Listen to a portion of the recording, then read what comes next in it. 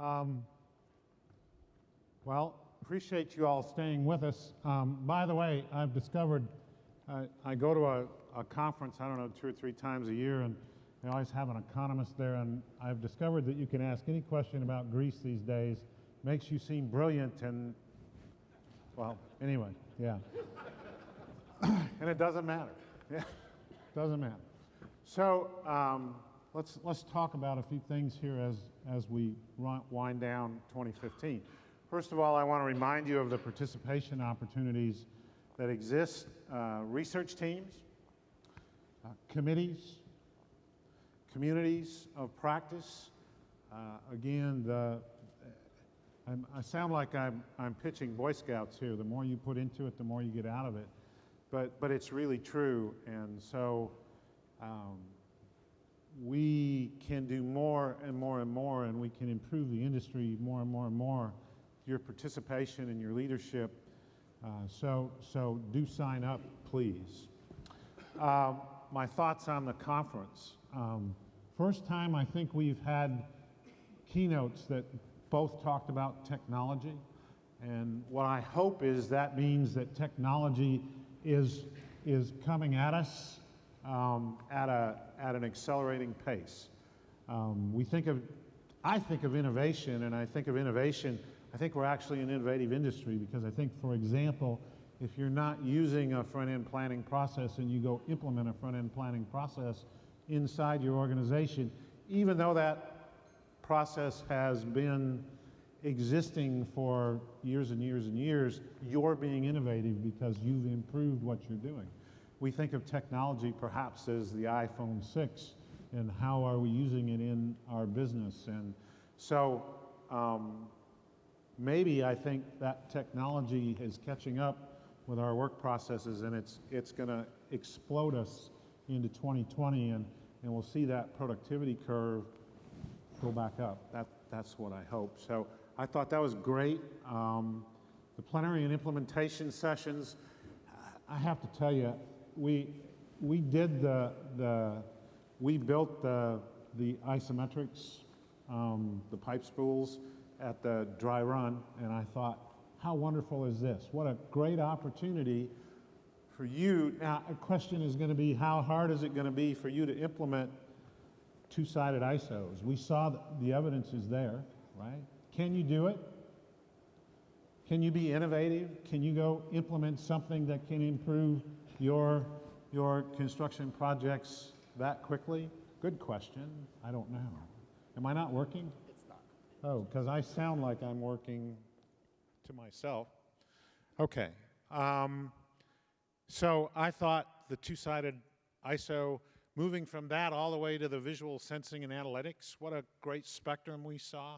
Front-end planning to safety certified construction supervisors, another great spectrum. So the global construction outlook, as good as we've ever seen from anybody. So I personally think the content of this conference has been the best that we've ever had, and it has to do with things like our ISC and professional development stepping up and doing a cheers, and our next-gen leaders stepping up and doing a COP, plus all the research and stuff. So I personally think best conference ever, best content ever, and I want to thank everybody that participated with us and worked with us this year. I want to talk for a minute about you in the industry, and I want to build our future, okay?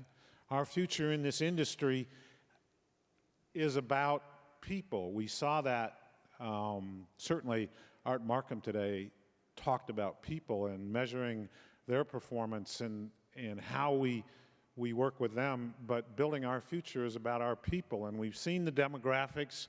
We've seen it time and again. We saw Mike Foote last year talk about demographics at our conference.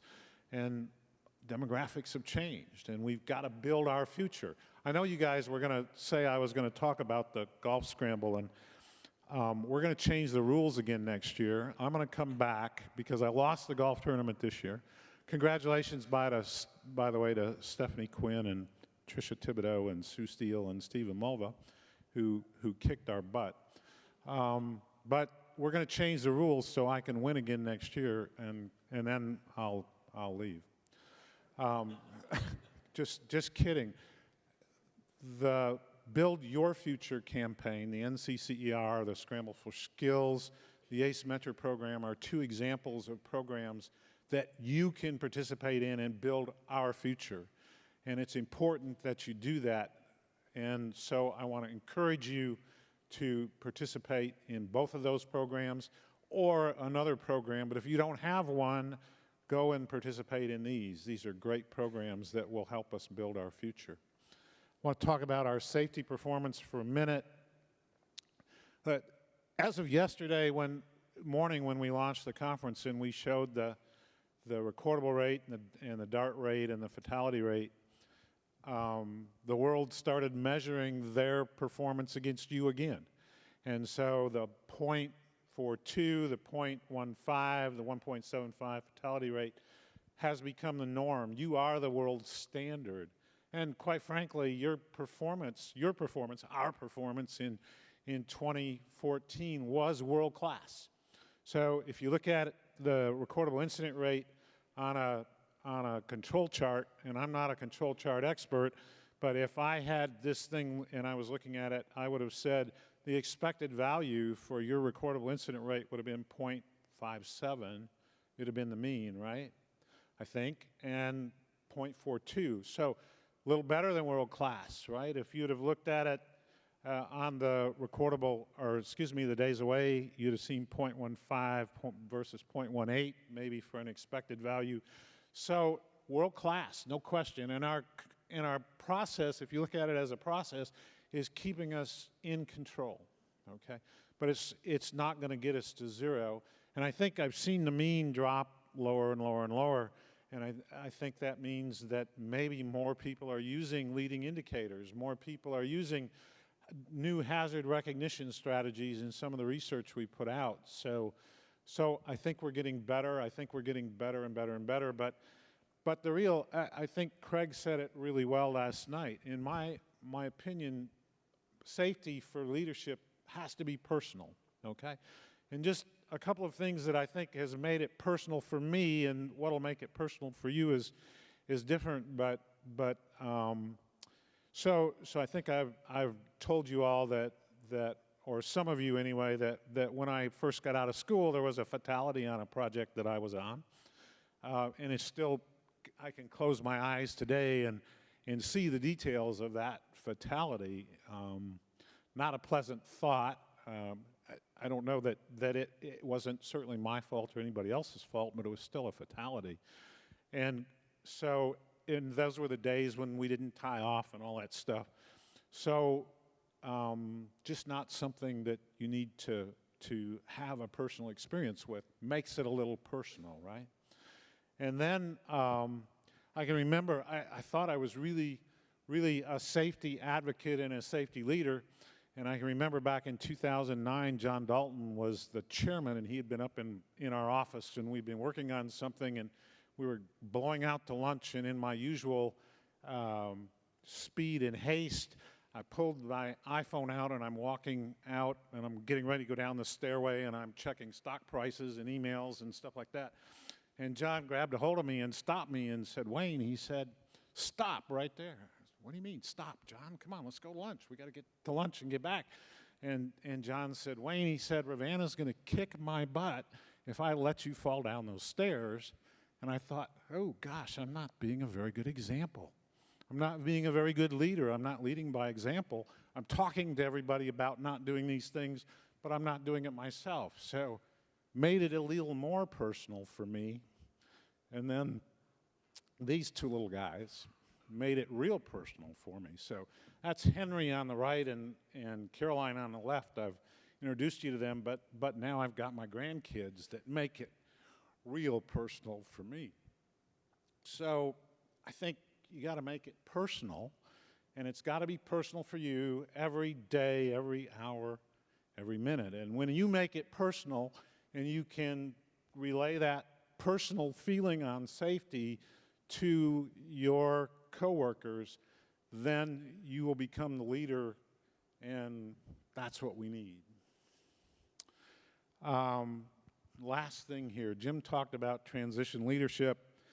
Yeah, well, I don't really want to talk about myself because I'm still going to be around for a while. I still got things to do. We've got,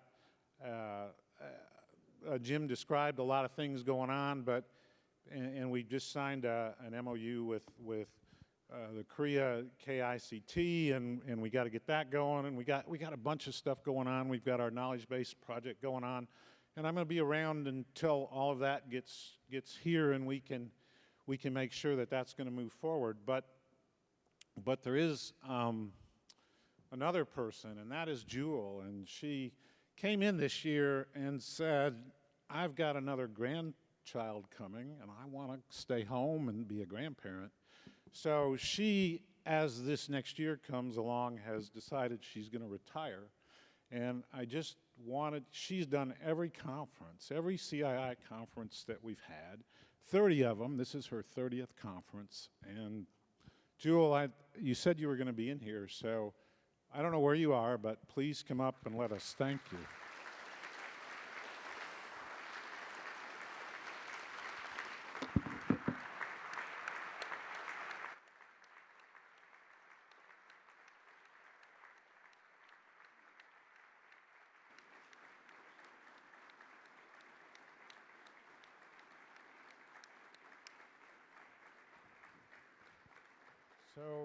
So Kelly's been working and training under Jewel for 5 years plus, and I don't think we're going to skip a beat.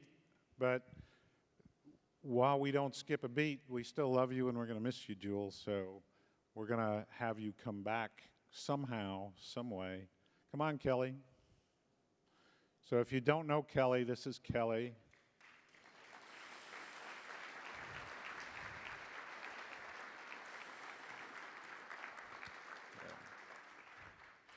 And so thank you so much, Jewel. And Danny, I think it's time to close the conference.